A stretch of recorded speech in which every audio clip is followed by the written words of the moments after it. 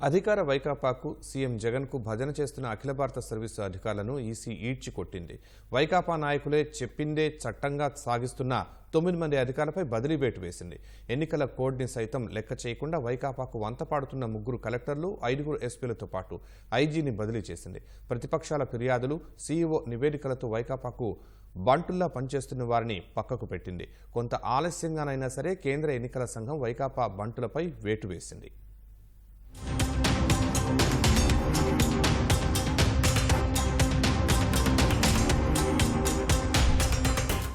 ప్రతిపక్షాల్ని అణచివేస్తూ నిబంధనలకు పాతరేసి అధికార పార్టీ అరాచకాలకు కొమ్ము కాసినందుకు 9 మంది అఖిల భారత సర్వీసు అధికారులపై వేటు వేసింది. కృష్ణా, అనంతపురం, తిరుపతి జిల్లాల కలెక్టర్లు P Rajababu, M Gautami, doctor Lakshmisha, Prakasam, Palnadu, Chittoor, Anantapuram, Nellore జిల్లాల ఎస్పీలు Parameswara Reddy, Y Ravishankar Reddy, Palle Joshua, KKN Anburajan, K Tirumaleswara Reddy, Guntur IG G బాలరాజును బదిలీ చేస్తూ ఎన్నికల సంఘం ఆదేశాలిచ్చింది. జనవరి 31న తిరుపతి జిల్లా కలెక్టర్గా బాధ్యతలు చేపట్టిన లక్ష్మీశా కలెక్టర్గా కంటే అధికార వైకాపా కార్యకర్తగానే ఎక్కువగా పనిచేశారు. కలెక్టర్గా బాధ్యతలు చేపట్టిన వెంటనే తితిదే చైర్మన్, తిరుపతి వైకాపా ఎమ్మెల్యే భూమన కరుణాకర్ రెడ్డి ఇంటికెళ్లి దర్శించుకున్నారు. శాలువా కప్పి సత్కరించారు. తిరుపతి లోక్సభ ఉప ఎన్నికల సమయంలో ఈఆర్ఓ లాగిన్ నుంచి 35,000కు పైగా ఎపిక్ కార్డులు అక్రమంగా డౌన్లోడ్ చేసి వాటితో పెద్ద ఎత్తున దొంగ ఓట్లు వేయించిన వ్యవహారంలో కరుణాకర్ రెడ్డి, ఆయన కుమారుడు, ప్రస్తుత వైకాపా అభ్యర్థి అభినయ్ రెడ్డి ప్రమేయంపై ఫిర్యాదులు, అభియోగాలు ఉన్నాయి. లక్ష్మీశా కంటే ముందు ఆ జిల్లాలో పనిచేసిన గిరీష ఈ దొంగ ఓట్ల వ్యవహారంలోనే సస్పెండ్ అయ్యారు. ఆయన స్థానంలో అక్కడికి వెళ్లిన లక్ష్మీశా బాధ్యతాయుతంగా వ్యవహరించాల్సి ఉండగా వైకాపా నాయకులతో మరింత అంటకాగారు. చంద్రగిరి ఎమ్మెల్యే, ఒంగోలు లోక్సభ వైకాపా అభ్యర్థి చెవిరెడ్డి భాస్కర్ రెడ్డి ఓటర్లకు పంపిణీ చేసేందుకు రేణిగుంట సమీపంలోని ఓ గోదాంలో నిల్వ చేసిన తాయిలాన్ని ప్రతిపక్షాలు పట్టించాయి. ఈ వ్యవహారంలో లక్ష్మీశా పూర్తిగా అధికార పార్టీకి అనుకూలంగా వ్యవహరించారు. కింది స్థాయి అధికారుల్ని అక్కడికి పంపించి మొక్కుబడిగా తేల్చేశారు. రాష్ట్ర ప్రధాన ఎన్నికల అధికారికి నివేదిక ఇవ్వలేదు. చెవిరెడ్డిపై కేసు నమోదు చేయించలేదు. అధికార పార్టీ నాయకుల ఎన్నికల అక్రమాలపై ప్రతిపక్షాలు ఎన్ని ఫిర్యాదులిస్తున్నా పట్టించుకోలేదు. అధికార పార్టీ పట్ల విపరీతమైన స్వామి భక్తిని ప్రదర్శించిన ఆయనపై ఎట్టకేలకు ఎన్నికల సంఘం వేటు వేసింది. అనంతపురం జిల్లా కలెక్టర్గా గతేడాది ఏప్రిల్లో బాధ్యతలు చేపట్టిన గౌతమి అప్పట్నుంచి పూర్తిగా వైకాపా నాయకులు చెప్పినట్లే నడుచుకున్నారు. తహసీల్దార్లు, ఎంపీడీఓల బదిలీలో అధికార పార్టీ ఎమ్మెల్యేల సిఫార్సులకే పెద్దపీట వేశారు. ఓటర్ల జాబితాల రూపకల్పనలో అక్రమాలకు పాల్పడుతూ వైకాపాకు అనుకూలంగా వ్యవహరించిన అధికారులపై ఎన్ని ఫిర్యాదులు అందినా చర్యలు తీసుకోలేదు. అనంతపురం, రాప్తాడు నియోజకవర్గాల్లో కొంతమంది రెవెన్యూ అధికారులు దొంగ ఓట్ల నమోదుకు సహకరిస్తున్నారన్న ఫిర్యాదులపై విచారించి నివేదిక ఇవ్వాలని కేంద్ర ఎన్నికల సంఘం ఆదేశించగా ఎలాంటి అక్రమాలు జరగలేదంటూ తప్పుడు నివేదిక పంపించారు. జిల్లా పరిధిలో దొంగ ఓట్లపై ప్రతిపక్షాలు ఎన్నిసార్లు ఫిర్యాదు చేసినా పట్టించుకోలేదు. ఉరవకొండ నియోజకవర్గంలో తెలుగుదేశం సానుభూతి పరుల ఓట్ల తొలగింపు వ్యవహారంలో బాధ్యులందరిపైనా చర్యలు తీసుకోవాలని సీఈసీ ఆదేశించినప్పటికీ బీఎల్ఓలకు షోకాజ్ నోటీసులు ఇచ్చి మమా అనిపించేశారు. గత నెల 30న అనంతపురం జిల్లాలో నిర్వహించిన సీఎం జగన్ బస్సు యాత్ర నిబంధనల ప్రకారం రాత్రి 10 వరకే యాత్రకు అనుమతి ఉన్నా 11:30 వరకు కొనసాగింది. వైకాపా నాయకులు ముఖ్యమంత్రి బస్సు వెంటే ఉంటూ జెండాలు పట్టుకుని డీజే పాటలకు నృత్యాలు చేసుకుంటూ చెలరేగారు. ఇది కోడ్ ఉల్లంఘన అని తెలిసినప్పటికీ జిల్లా ఉన్నతాధికారినిగా గౌతమి ఈ యాత్రపై కనీస పర్యవేక్షణ చేయలేదు. వైకాపా నాయకులు కొన్ని రోజులుగా యథేచ్ఛగా ఎన్నికల కోడ్ ఉల్లంఘిస్తున్నా చర్యలు తీసుకోలేదు.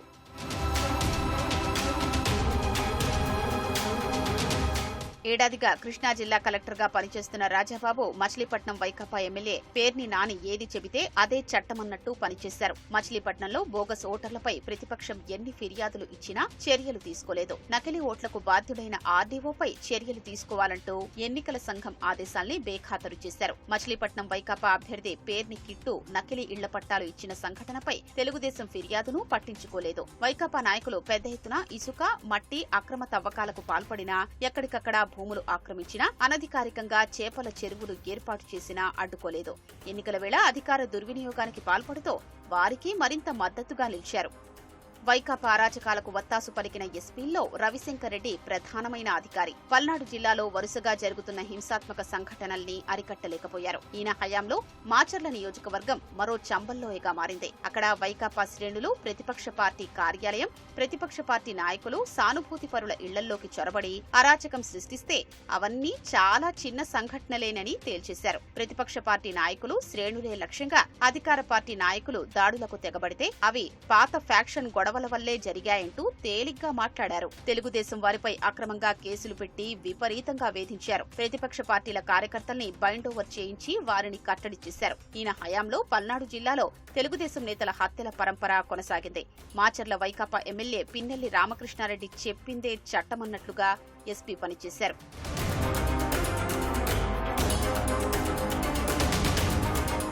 ప్రధాని నరేంద్ర మోదీ ముఖ్య అతిథిగా హాజరైన ప్రజాగళం సభ భద్రతను గాలి కుదిరేశారు. ప్రధాని పాల్గొనే సభ అని తెలిసినా భద్రతాపరంగా తగిన చర్యలు తీసుకోలేదు. ఎన్నికల కోడ్ అమల్లోకొచ్చినా సరే వైకాపా ప్రభుత్వ పెద్దలు చెప్పినట్లు నడుచుకున్నారు. పోలీసుల నిర్లక్ష్యం ఫలితంగా కొందరు ఆకతాయిలో ప్రధాన వేదికకు సమీపంలోని గ్యాలరీలోకి నీళ్ల సీసాలు విసిరారు. వేదిక ముందే తోపులాట చోటు చేసుకుంది. వీవీఐపీ గ్యాలరీలోకి జనాలు చొచ్చుకొచ్చేశారు. సభా ప్రాంగణంలో మైకు, లైట్ల కోసం ఏర్పాటు చేసిన టవర్లపైకి కొంతమంది ఎక్కడంతో వారిని కిందకు దించారని ప్రధాని స్వయంగా వేదికపై నుంచి పోలీసుల్ని కోరాల్సొచ్చింది. ప్రజలొచ్చి మైక్ సిస్టంపై పడిపోవడంతో ప్రధాని ప్రసంగిస్తున్నప్పుడు పలుమార్లు మైక్ పనిచేయక అంతరాయం ఏర్పడింది. మోదీ రాక కంటే ముందే సభా ప్రాంగణానికి చేరుకున్న ఎన్ఎస్జీ, ఎస్పీజీ బృందాలు సభా ప్రాంగణంలో బందోబస్తు పరంగా లోపాలు ఉన్నాయని గుర్తించి రాష్ట్ర పోలీసుల్ని అప్రమత్తం చేసినా వారు సరిగా స్పందించలేదు. ప్రధాన వేదికపైకి మోదీ చేరుకున్నాక కూడా ముందు భాగంలో భద్రతా చర్యలు చేపట్టలేదు. ఈ వైఫల్యాలన్నింటిపైన కేంద్ర నిఘా విభాగం అధికారులు ఢిల్లీకి సమగ్ర నివేదిక పంపించారు. అలాగే సీఈసీ కూడా విచారణ జరిపించింది.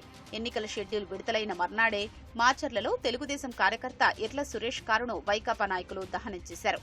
ఈ ఘటనపై ఎన్నికల సంఘం ఎస్పీ రవిశంకర్ రెడ్డిని పిలిపించి ప్రశ్నించింది. వీటన్నింటి నేపథ్యంలో ఆయనపై వేటు పడింది. వైకాపా అనుకూల వారి అరాచకాలకు కొమ్ము కాసే అధికారిగా ప్రకాశం జిల్లా ఎస్పీ పరమేశ్వరరెడ్డి గుర్తింపు పొందారు. గతంలో సీఎం జగన్ భద్రతా విభాగంలో పనిచేసిన పరమేశ్వరరెడ్డి 2022 ఏప్రిల్ నుంచి జనవరి వరకు తిరుపతి ఎస్పీగా బాధ్యతలు నిర్వహించారు. ఆ సమయంలో చంద్రగిరి వైకాపా ఎమ్మెల్యే, ప్రభుత్వ whip Chevireddy Bhaskar Reddy, Tirupati MLA Bhumana Karunakar Reddy, Srikalahasti MLA బియ్యపు మధుసూదన్ రెడ్డిలతో సన్నిహితంగా ఉంటూ వారి అరాచకాలకు కొమ్ము కాస్తూ ప్రతిపక్షాల్ని వేధించేవారు. ఒంగోలు లోక్సభ నియోజకవర్గ వైకాపా ప్రాంతీయ సమన్వయకర్తగా చెవిరెడ్డి భాస్కర్ రెడ్డి నియమితుడైన రెండో రోజే పరమేశ్వరరెడ్డి ప్రకాశం ఎస్పీగా నియమితులయ్యారు. తనకు సన్నిహితుడైన, అన్ని విధాలుగా అనుకూలుడైన పరమేశ్వరరెడ్డిని చెవిరెడ్డి ప్రకాశం జిల్లాకు తీసుకొచ్చారనే ప్రచారం ఉంది. గతేడాది మార్చిలో జరిగిన పట్టభద్రుల ఎమ్మెల్సీ ఎన్నికల్లో తిరుపతి కేంద్రంగా పెద్ద ఎత్తున అక్రమాలు జరిగాయి. నిరక్షరాస్యులు సైతం పట్టభద్రులమంటూ దొంగ ఓట్లు వేశారు. ఆ సమయంలో పరమేశ్వరరెడ్డి ఎస్పీగా ఉన్నా వాటిని నిలువరించలేదు. బాధ్యులపై చర్యలు తీసుకోలేదు. చంద్రగిరి నియోజకవర్గంలో ప్రతిపక్షాల ఓట్ల తొలగింపునకు నకిలీ ఫామ్ 7 దరఖాస్తులు చేసిన వారిపై ఎన్నికల సంఘం ఆదేశాల మేరకు ఇటీవల 10 కేసులు నమోదయ్యాయి. ఆయా కేసుల్లో నిందితులందరూ వైకాపా వారే. కానీ వారిలో ఒక్కరంటే ఒక్కరిని ఈయన అరెస్టు చేయించలేదు. తిరుపతి లోక్సభ ఉప ఎన్నికల సమయంలో చోటు చేసుకున్న దొంగ ఓట్ల వ్యవహారంపై నమోదైన కేసుల్ని నీరుగార్చేశారు. అధికార పార్టీ నాయకుల్ని కాపాడారు. ఎన్నికల షెడ్యూల్ విడుదలైన వెంటనే ప్రకాశం జిల్లా గిద్దలూరు మండలం గడికోట పంచాయతీకి చెందిన తెలుగుదేశం నాయకుడు పాముల మునయ్యను వైకాపా నాయకులు హతమార్చారు. ఈ రాజకీయ హత్యపై సీరియస్ అయిన ఎన్నికల సంఘం ఆయన్ను పిలిపించి ముందు జాగ్రత్త చర్యలు ఎందుకు తీసుకోలేదని ప్రశ్నించింది. శ్రీకాళహస్తి సీఐగా పనిచేసిన అంజు యాదవ్ జనసేన నాయకుడు సాయిపై చేయి చేసుకున్న వ్యవహారంలో జనసేన అధినేత పవన్ కళ్యాణ్ వాలంటీర్లపై చేసిన వ్యాఖ్యల వల్లే రాష్ట్రంలో శాంతి భద్రతల సమస్య తలెత్తిందంటూ రాజకీయ నాయకుడిలా పరమేశ్వర్ రెడ్డి ప్రకటన ఇచ్చారు. రాష్ట్రంలో గంజాయి వినియోగం, సాగు బాగా పెరిగిందంటూ తెలుగుదేశం ప్రధాన కార్యదర్శి లోకేష్ విమర్శలకు కౌంటర్ ఇస్తూ మాట్లాడారు. ప్రజాగళం సభకు సంబంధించి ట్రాఫిక్ క్రమబద్దీకరణ విధులకు ఇన్ఛార్జిగా వ్యవహరించిన ఎస్పీ పరమేశ్వరరెడ్డి సరిగా పర్యవేక్షించలేదు. ఫలితంగా వేల మంది జనం ట్రాఫిక్ లో చిక్కుకుపోయి సభకు చేరుకోలేకపోయారు. వైకాపా కుట్రలో భాగస్వామ్యమై ఆయన ఇలా వ్యవహరించారని ప్రతిపక్షాలు ఫిర్యాదు చేశాయి. ఎన్నికల సంఘం ఆదేశాల మేరకు ఏర్పాటు చేసిన చెక్ పోస్టుల్లోనూ తగినంత మంది సిబ్బందిని నియమించలేదు. ప్రకాశం జిల్లా వ్యాప్తంగా వైకాపా నాయకులు ప్రలోభాలతో ఎరవేస్తున్నా, తాయిలాలు పంచుతున్నా కనీస చర్యలు తీసుకోలేదు.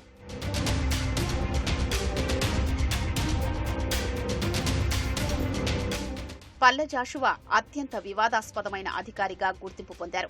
గతంలో కృష్ణా జిల్లా ఎస్పీగా పనిచేసే సమయంలో గన్నవరం, గుడివాడ నియోజకవర్గాల్లో వైకాపా అరాచకాలకు కొమ్ము కాశారు. ఆయా నియోజకవర్గాల్లో వైకాపా నాయకులు చేసిన దాడుల్లో ప్రతిపక్ష నాయకులు బాధితులుగా మారగా వారిపైనే ఎస్సీ, ఎస్టీ అట్రాసిటీ, హత్యాయత్నం వంటి సెక్షన్ల కింద కేసులు నమోదు చేయించారు. మచిలీపట్నం నియోజకవర్గంలో వైకాపా ఎమ్మెల్యే పేర్ని నాని ఆయన కుమారుడు కిట్టుతో అంటకాగారు. ఇలాంటి అధికారికి గత జనవరిలో చిత్తూరు జిల్లా ఎస్పీగా కీలక బాధ్యతలు అప్పగించారు. అక్కడ విధుల్లో చేరినప్పటి నుంచి వైకాపా కార్యకర్త మాదిరిగా పనిచేశారు. తెలుగుదేశం నాయకులపై విచ్చలవిడిగా అక్రమ కేసులు పెట్టారు. రౌడీ షీట్లు తెరిచారు. బైండోవర్లు చేశారు. కుప్పం, పుంగనూరు నియోజకవర్గాల్లో తెలుగుదేశం కార్యకర్తలే లక్ష్యంగా వైకాపా శ్రేణులు దాడులకు తెగబడుతుంటే బాధ్యులకే వెన్నుదన్నుగా నిలుస్తున్నారు. చిత్తూరు జిల్లాలో అరాచకం సృష్టిస్తూ ప్రభుత్వంలో నంబర్ 2గా చెలామణి అవుతున్న పెద్దిరెడ్డి రామచంద్రారెడ్డి జాషువాను ఏరి కోరి చిత్తూరు జిల్లాలో ఎస్పీగా నియమించుకున్నారు. మొన్న జనవరిలో చిత్తూరు ఎస్పీగా వెళ్లిన జాషువాపై ఎన్నికల సంఘం ఇప్పుడు వేటు వేసింది.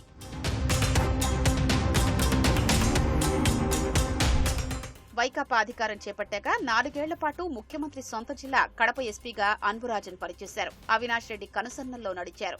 వైకాపాకు కొమ్ము కాయడమే విధి నిర్వహణ అన్నట్లుగా వ్యవహరించారు. అధికార పార్టీ నాయకుల ప్రత్యర్థులకు పోలీసు మార్కు వేధింపుల రుచి చూపించారు. మాజీ మంత్రి వివేక హత్య కేసులో రాష్ట్ర ప్రభుత్వం ఏర్పాటు చేసిన 3వ సిట్కు అధిపతిగా వ్యవహరించిన అన్బురాజన్ అసలు నిందితుల్ని తప్పించేందుకు ప్రయత్నించారన్న ఫిర్యాదులు ఉన్నాయి. ఈ కేసు దర్యాప్తును సీబీఐ మొదలుపెట్టాక వారిని ముప్పు తిప్పలు పెట్టారు. ఈ హత్య కేసులో నిందితుడి ఫిర్యాదు ఆధారంగా ఏకంగా సీబీఐ దర్యాప్తు అధికారి రామ్ సింగ్ పైనే కేసు పెట్టారు. రామ్ సింగ్ ను అవినాష్ రెడ్డి కోర్టులోనే బెదిరించి ఆయనపై చర్యలు తీసుకోలేదు. ఆయన వల్లే వివేక హత్య కేసు విచారణను పక్క రాష్ట్రానికి బదిలీ చేస్తూ సుప్రీంకోర్టు ఆదేశాలు ఇవ్వాల్సొచ్చింది.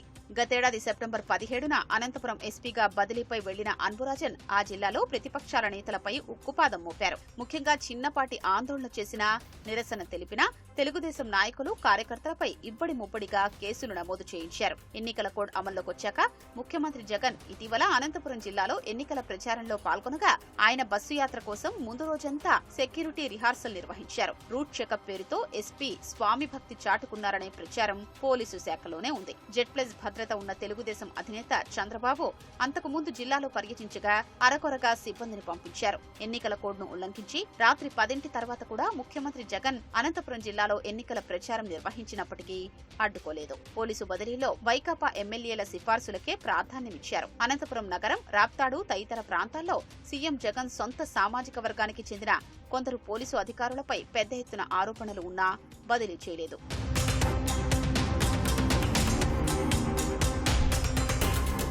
నెల్లూరు ఎస్పీ తిరుమలేశ్వరరెడ్డి వైకాపాకు అనుకూలంగా పనిచేశారు. తెలుగుదేశం సీనియర్ నాయకుడు, మాజీ మంత్రి నారాయణ లక్ష్యంగా పలుమార్లు పోలీసులతో దాడులు చేయించి వేధించారు. తిరుమలేశ్వరరెడ్డి మామ వైకాపాలో క్రియాశీలకంగా ఉంటూ విజయసాయిరెడ్డితో కలిసి ప్రచారంలో పాల్గొంటున్నారు. ఈయన రోజు ఎస్పీ కార్యాలయానికి వస్తున్నట్లు ఎన్నికల సంఘానికి ఇటీవల ఫిర్యాదులు అందాయి. సర్వేపల్లి నియోజకవర్గంలో క్వార్జ్ అక్రమ తవ్వకాలపై ఆధారాలతో సహా ఫిర్యాదు చేసినా కనీస చర్యలు తీసుకోలేదు. ఫిబ్రవరి 9న ఔషధ నియంత్రణ అధికారుల పేరుతో నెల్లూరులోని నారాయణ వైద్య కళాశాల, నారాయణ నివాసంలో తనిఖీలు చేసి చివరకు ఏం లేవని తేల్చి చెప్పారు. ఈ సమయంలో పెద్ద ఎత్తున పోలీసులు హడావిడి చేసి రోగుల్ని ఇబ్బంది పెట్టారు.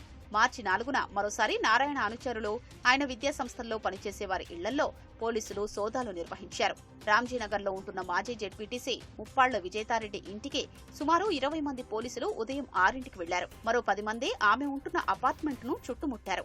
ఇంట్లో వస్తువులు, బీరువాలు 1కి 2 సార్లు తనిఖీలు చేశారు.